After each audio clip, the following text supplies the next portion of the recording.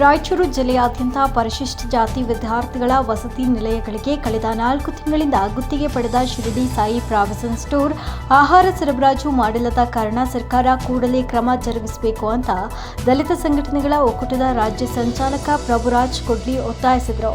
ಮಾನ್ವಿ ಪಟ್ಟಣದ ಪ್ರವಾಸಿ ಮಂದಿರದಲ್ಲಿ ಸುದ್ದಿಗೋಷ್ಠಿಯಲ್ಲಿ ಮಾತನಾಡಿ, ದಲಿತ ಮತ್ತು ದಲಿತ ಮಕ್ಕಳಿಗೆ ಸರ್ಕಾರದ ಯೋಜನೆಗಳನ್ನು ಸಮರ್ಪಕವಾಗಿ ಜಾರಿ ಮಾಡದೆ ಮಲತಾಯಿ ಧೋರಣೆ ಅನುಸರಿಸುತ್ತಿರುವ ಅಧಿಕಾರಿಗಳು ಹಾಗೂ ಜನಪ್ರತಿನಿಧಿಗಳ ನಡೆಯನ್ನ ಖಂಡಿಸುತ್ತೇವೆ ಅಂತ ಕಿಡಿಕಾರಿದರು. ಭೂಮಿ ನಿವೇಶನ ಇಲ್ಲದ ಪರಿಶಿಷ್ಟ ಜಾತಿ ಬಡ ಕುಟುಂಬಗಳ ಬಗ್ಗೆ ಕಾಳಜಿ ಇಲ್ಲದ ಹಾಗೂ ಸುಮಾರು ವರ್ಷಗಳಿಂದ ಬಾಡಿಗೆ ಕಟ್ಟಡದಲ್ಲಿ ಇರುವ ವಸತಿ ನಿಲಯಗಳು, ಅಂಬೇಡ್ಕರ್ ಭವನ ಹಾಗೂ ಬಾಬು ಜಗಜೀವನ್ ರಾಮ್ ಭವನ ನಿರ್ಮಾಣ ಮಾಡದೆ ನಿರ್ಲಕ್ಷ್ಯ ವಹಿಸುತ್ತಿರುವುದು ನಮ್ಮ ಸಂಘಟನೆ ಖಂಡಿಸುತ್ತದೆ ಅಂತ ತಿಳಿಸಿದರು.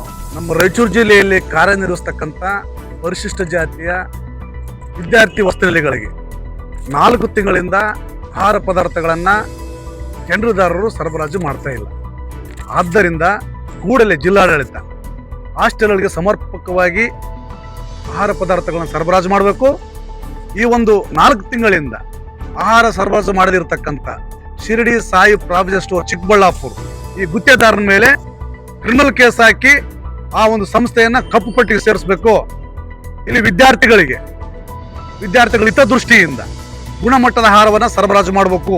ಇಲ್ಲಿ ವಿದ್ಯಾರ್ಥಿಗಳ ಆಹಾರ ಪದಾರ್ಥಗಳ ಸರಬರಾಜು ಮಾಡದೆ ಹೋದಾಗ ಮೇಲ್ವಿಚಾರಕರು ಒತ್ತಡಕ್ಕೊಳಗಾಗಿ ಏನಾದರೂ ಕಳಪೆ ಮಟ್ಟದ ಆಹಾರ ತೆಗೆದುಕೊಂಡು ಬಂದು ಮಕ್ಕಳಿಗೆ ಆಹಾರ ನೀಡಿದಾಗ ಏನಾದರೂ ಜೀವಕ್ಕೆ ಅಪಾಯ ಆದರೆ ಜಿಲ್ಲಾಡಳಿತ ಕಾರಣಕರ್ತ ಆಗುತ್ತೆ. ಆದ್ದರಿಂದ ತಕ್ಷಣವೇ ಜಿಲ್ಲಾಧಿಕಾರಿಗಳು ನಮ್ಮ ರಾಯಚೂರು ಜಿಲ್ಲೆಯಾದ್ಯಂತ ಪರಿಶಿಷ್ಟ ಜಾತಿ ವಿದ್ಯಾರ್ಥಿಗಳ ವಸತಿ ನಿಲಯಕ್ಕೆ ಆಹಾರ ಪದಾರ್ಥಗಳನ್ನು ಸರಬರಾಜು ಮಾಡಲಿಕ್ಕೆ ಕ್ರಮ ತೆಗೆದುಕೊಳ್ಬೇಕಂತೇಳಿ ಒತ್ತಾಯ ಪಡಿಸ್ತೇವೆ. ಮೆಂಡು ನ್ಯೂಸ್ ನೆಟ್ವರ್ಕ್, ಸತ್ಯದ ಕನ್ನಡಿ.